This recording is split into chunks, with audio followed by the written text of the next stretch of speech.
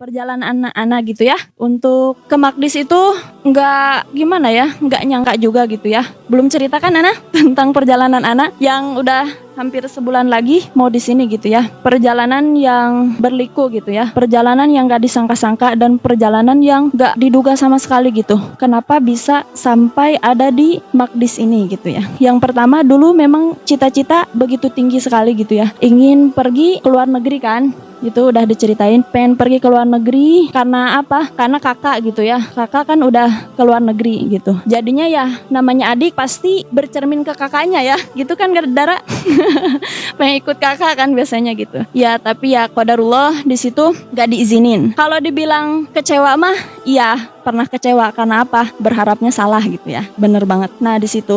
Tapi di situ juga yang aneh itu nggak sengaja gitu. Anaknya cuma bilang kayak gini, Pak boleh kuliah gitu. Tapi Resna mah pengen ngapal Quran gitu. Oh iya Cina ngapal Quran. Mikirnya teh ngapal Quran. Padahal mah banyak dikasih sama kakak ipar sama orang-orang gitu ya. Yang teman-teman juga di sini gitu. Pernah daftar juga di Al-Wafa yang di Bogor itu udah lulus. Tapi qadarullah nggak diambil gitu. Nggak diambil. Kenapa ya nggak diambil? Ya qadarullah gitu karena emang bukan rezekinya gitu. Nah dari situ mungkin bingung ya mau jadi apa ya, gimana gitu masa depannya. Kok kayaknya suram-suram aja gitu belum kelihatan mau di mana gitu. Ya udah dari situ bapak ngajak main ke pantai waktu itu teh. Ayo latihan pakai motor kupling katanya, motor CB yang bapak-bapak banget gitu ya. Itu latihannya di pesisir laut gitu ya. Latihan habis itu oh iya kayaknya bapak punya ini deh, punya kenalan yang anaknya teh di Mesir sekarang dia udah ini katanya lulus tahfidz Quran gitu. Oh iya, kesanalah pergi ke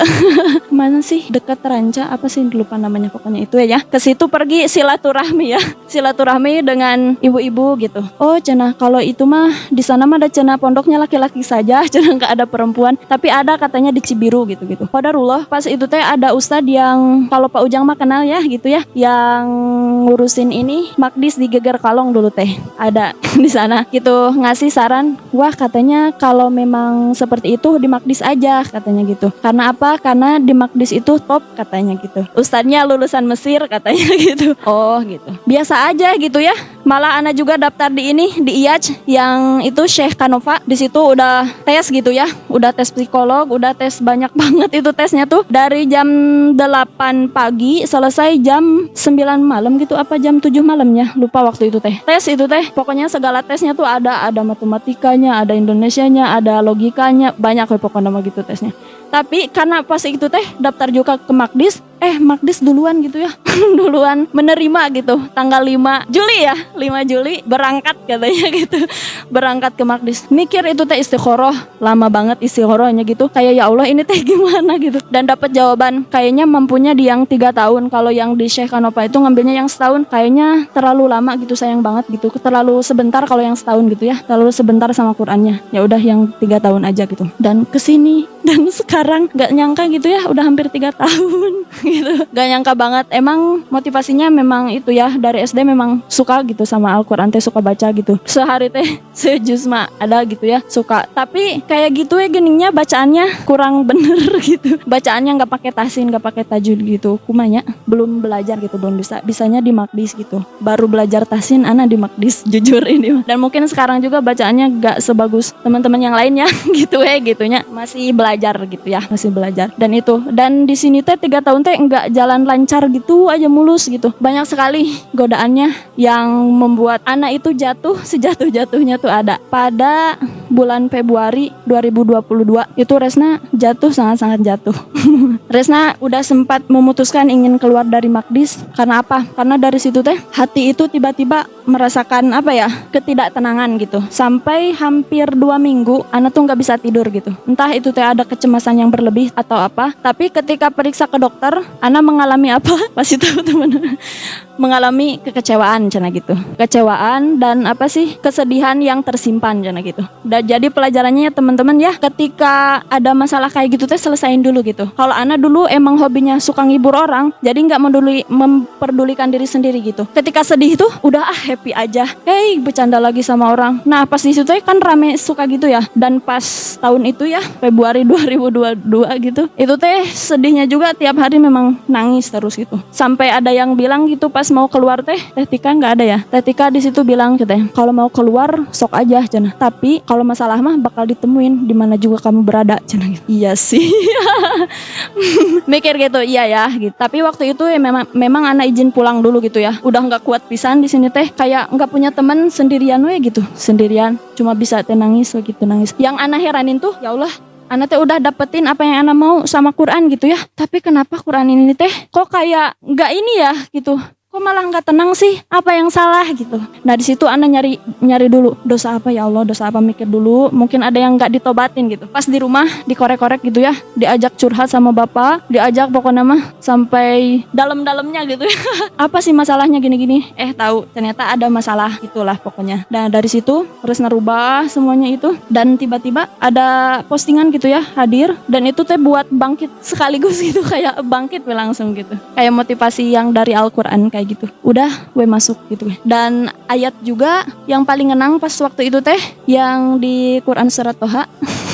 Yang ini wastona'tu kali nafsi katanya. Aku memilihmu untuk diriku, kata Allah teh kayak gitu. Itu teh kayak so sweet banget. Ya Allah, kata anak teh, berarti masalah ini teh enggak sembarang Allah kasih. Pasti Allah tuh kasih kebaikan setelah anak bisa melewatinya. Dan ternyata benar, ketika tahun ketiga itu teh rasanya nikmat banget. sampai nikmat banget gitu. Sama Quran teh kok nggak kayak dulu mah susah gitu ya. Pas tahun kedua asa teh kayak kesulitan banget gitu. Sampai mikirin tasmi itu hampir stres gitu ya, takut nggak kecapai gitu. Dan ternyata emang nggak kecapai gitu. Dan pas tahun ketiga alhamdulillah gitu, kenikmatannya bisa terasakan gitu. Dan Allah tuh maha baik banget gitu. Dan di sini kenapa gitu mental anak teh nggak begitu kuat ya. Nah dari sini juga berpengaruh kepada pendidikan orang tua dahulu. Memang dari rumah anak dididik begitu manja, sangat-sangat manja. Karena apa? Anak satu-satunya gitu ya. Kakak-kakak itu kan nggak sekandung ya. Kalau sama AA sebapak, kalau sama teteh seibu. Nah jadi anak tunggal dari pasangan yang ini kayak gitu.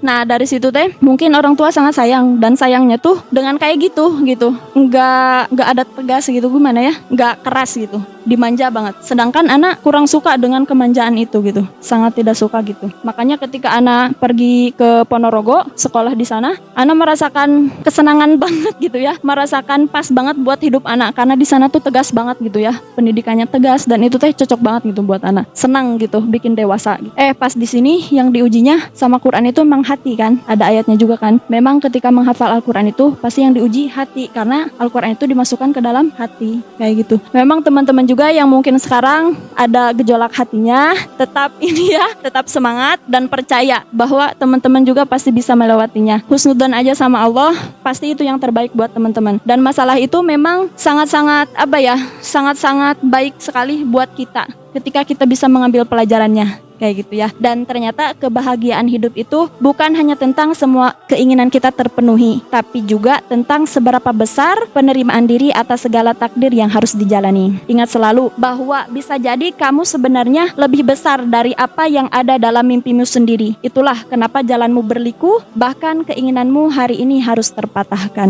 gitu. Semangat ya teman-teman yang masih lama, yang sebentar lagi juga yang sebentar lagi juga tetap Quran nomor 1, karena dengan Al-Quran kita bersama gitu ya, kita dipertemukan dengan Al-Quran, dan kita berpisah karena cita-cita gitu ya.